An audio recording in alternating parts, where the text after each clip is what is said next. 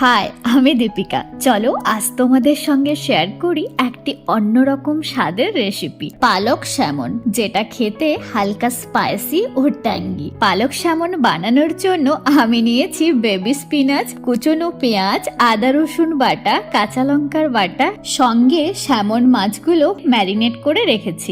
Baby স্পিনাচগুলো ভালো করে blend করে নিয়ে প্যান গরম হয়ে গেলে দেব অয়েল, গোটা লঙ্কা ও পাঁচফোড়ন। একটু ভাজা ভাজা হয়ে গেলে দেব আদা রসুনের বাটা, পেঁয়াজ কুচি ও সামান্য হলুদ গুঁড়ো। সবকিছু একসঙ্গে কষিয়ে নিয়ে দেব কাঁচা লঙ্কার বাটা। একটু কষিয়ে নিয়ে দেব ব্লেন্ড করে রাখা পালক। এবার হালকা হিটে আমি কষাতে থাকবো যতক্ষণ না জল শুকিয়ে আসে। জল শুকিয়ে এলে দেব ফ্রেশ লেমন জুস ও সল্ট। অন্যদিকে একটা প্যানের মধ্যে স্যামন মাছগুলো একটু কড়া করে ভেজে তুলে নেব। ভেজে রাখা স্যামন মাছগুলো পালকের মশলায় দিয়ে অ্যাড করব সামান্য গরম জল। জলটা শুকিয়ে এলে নামিয়ে রাখবো।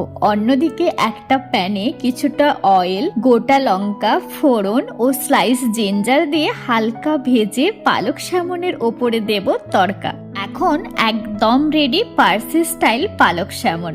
গরম গরম বাসমতি রাইসের সঙ্গে এই পালক স্যামনের কম্বিনেশন যেন একেবারেই ইউনিক। এক কথায় জাস্ট ফাটাফাটি।